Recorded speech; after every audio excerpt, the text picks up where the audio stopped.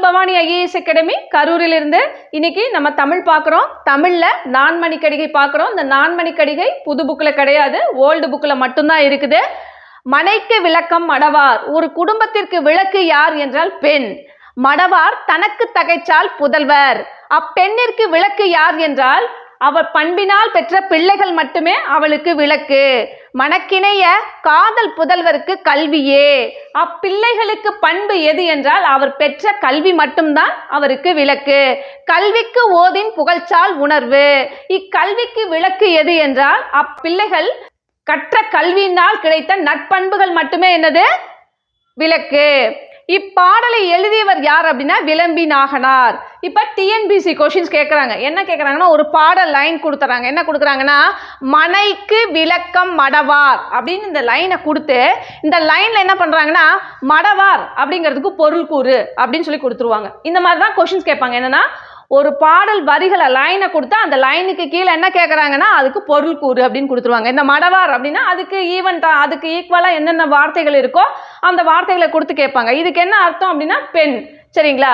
அப்போ இந்த மாதிரி தான் லைன்ஸ் வரும். சரிங்களா? நெக்ஸ்ட் பாருங்க, விளம்பி நாகனார். இந்த விளம்பிங்கிறது என்னது?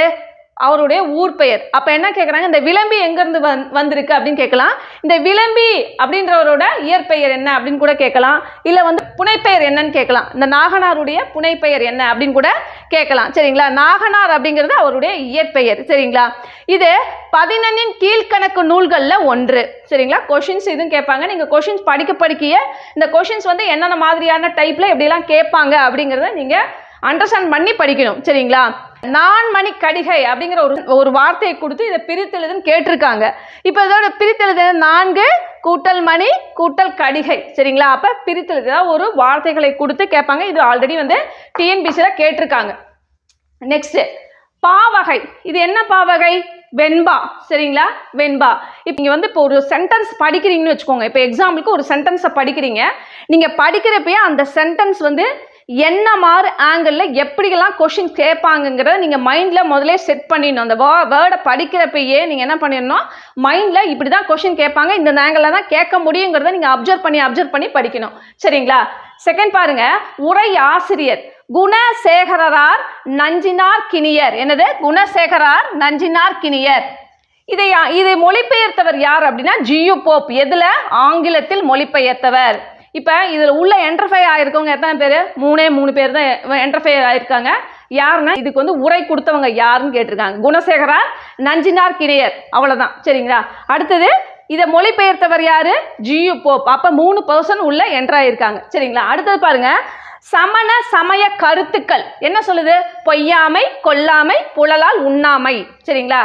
இப்போ இதில் என்ன வந்திருக்கு? 3 வார்த்தை உள்ள என்ட்ராயிருக்கு. சமண கருத்துக்கள் 3 கருத்துக்கள் தான் இருக்கு. சரிங்களா? அதே மாதிரி பாடல்கள் 2 பாடல்கள் கடவுள் வாழ்த்து 104 வெண்பாக்களை கொண்டது. சரி, அந்த பாடல் என்னது? 2 கடவுள் வாழ்த்தும் 104 வெண்பாக்களும் கொண்டது. இந்த 104 வெண்பாக்கள் என்ன சொல்லுது பாருங்க, ஒவ்வொரு வெண்பாவாலும் 4 நீதி நூல்களை கூறியதால் இது என்ன சொல்றாங்க? நான்மணிக்கடிகை அப்படின்னு சொல்றாங்க. என்னது? ஒவ்வொரு வெண்பாவிலும் 4 நீதி நூல்களை கூறியபடியால் இது என்ன சொல்றாங்க? நான்மணிக்கடிகைன்னு சொல்றாங்க. 2 கடவுள் வாழ்த்து என்ன சொல்லுது? இந்த வாழ்த்துல என்ன பார்க்குறோம்? திருமாலை பற்றி பார்க்குறோம். திருமாலை பற்றி பார்த்ததுனா இந்த ஆசிரியர் யார் அப்படின்னா வைணவ சமயத்தை சார்ந்தவர் அப்படின்னு நம்ம தெரிஞ்சுக்க முடியுது இந்த இடத்துல. சரிங்களா? இவர் பார்த்தீங்கன்னா இவருடைய காலகட்டங்கள் எந்த காலகட்டங்கள்? கிபி 200க்கு முற்பட்டது, கிறிஸ்து பிறப்புக்கு முன்னாடி. அப்போ இதில் ரொம்ப பெரிய ஒரு விஷயம் கிடையாது, சாதாரண ஒரு சின்ன கண்டென்ட் மட்டும் தான் இருக்குது. இன்னொன்று பாருங்க, 4 மணிகளை கொண்ட அணிகலன் என்ற பொருள் இதற்கு உண்டு. பாருங்க, இதை படித்தோன்னே இப்போ நான் சொன்னதுலேயே உங்களுக்கு ஒரு அண்டர்ஸ்டாண்ட் பண்ணியிருப்பீங்க. என்னன்னா, ஒரு பாட்டு கொடுத்துருவாங்க, அந்த பாட்டில் லைனை கொடுத்துருவாங்க, அந்த லைனுக்கு கீழே ஒரு அண்டர்லைன் கொடுத்து இதுக்கு பொருள் கூறு அப்படின்னு கொடுத்துருவாங்க. இல்லை அப்படி இல்லை வேற ஏதாவது கேட்குறாங்க, அந்த கீழே அண்டர்லைன் பண்ணி பிரித்தெழுதுன்னு கேட்கலாம், சேர்த்தெழுதுன்னு கேட்கலாம், ஏதாவது ஒரு லைனை கொடுத்து கூட உங்களை கேட்கலாம். சரிங்களா? எப்படி வேணாலும் என்ன வேணாலும் ஆங்கிலம் கேட்பாங்க.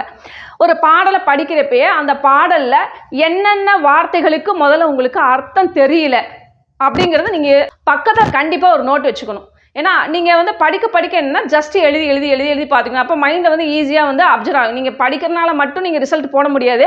கையில் பக்கத்தில் ஒரு நோட் வச்சு ஹிண்ட்ஸ் எடுக்கணும், திருப்பி டெஸ்ட் எழுதணும். ரொம்ப இம்பார்ட்டன்ட். அதுக்கப்புறம் இதில் என்ன கேட்குறாங்க, அந்த நூல் ஆசிரியர். இந்த நூல் ஆசிரியர் என்னது? விளம்பி நாகனார் அப்படின்னு சொல்கிறாங்க. விளம்பிங்கிறது என்னது? அவருடைய ஊர் பெயர். நாகனார் அப்படிங்கிறது அவருடைய இயற்பெயர். அப்போ இதில் ஒன்றும் பெரிய விஷயம் இல்லை. இது வந்து என்னது? 11 கீழ்கணக்கு நூல்களில் ஒன்று. அவ்வளோதான், இதில் எதுவும் இல்லை. நான்மணி கடிகை அப்படிங்கிறத பிரிச்செழுத முன்னாடி ஆல்ரெடி டிஎன்பிசியில் கேட்டிருக்காங்க. 4 அப்புறம் மணி கடிகை, இதை 3 வேர்டை வந்து நம்ம பிரிக்கிறோம். அப்போ இதில் எக்ஸ்ட்ரா கண்டென்ட் என்ன? ஒன்றுமே இல்லை. ரொம்ப ரொம்ப ரொம்ப ரொம்ப ஈஸி. அப்போ நீங்கள் ஒரு பாடல்களில் படிக்கிறீங்க. ஒரு பாடல்கள் படிக்கிறப்ப இந்த பாடல்களை வந்து என்னென்ன மாதிரி ஆங்கிளில் எப்படிலாம் லைன் கேட்டு கொஷின்ஸ் கேட்பாங்கங்கிறது நீங்களே முதல்ல க்ரியேட்டிவிட்டி பண்ணிக்கணும். பண்ணால் தான் உங்களுக்கு அண்டர்ஸ்டாண்ட் பண்ண முடியும். ஒரு தடவை நீங்கள் படிச்சிங்கனாலும் தெளிவாக பக்கத்தில் வந்து ஒரு நோட் எடுத்து வச்சு ஹிண்ட்ஸ் எடுத்து வச்சுக்கிட்டு நல்லா படிங்க. இப்போ இது உங்களுக்கு பிடிச்சிருக்குன்னு நினைக்கிறேன், புரிஞ்சிருக்கும்னு நினைக்கிறேன். இது சம்மந்தமாக உங்களுக்கு ஏதாவது டவுட்ஸ் இருக்குது அப்படின்னா நம்மளுடைய கமெண்ட் செக்ஷனில் சொல்லுங்கள். நாங்கள் நெக்ஸ்ட் வீடியோ போடுறோம். நம்ம பவானி ஐஏஎஸ் அகாடமியை சப்ஸ்கிரைப் பண்ணுங்கள், ஷேர் பண்ணுங்கள், பக்கத்தில் இருக்க பெல் ஐக்கானை கிளிக் பண்ணுங்கள். அப்போ தான் உங்களுக்கு உடனே நோட்டிஃபிகேஷன் வரும். தேங்க்யூ. நெக்ஸ்ட் வீடியோவில் பார்க்கலாம்.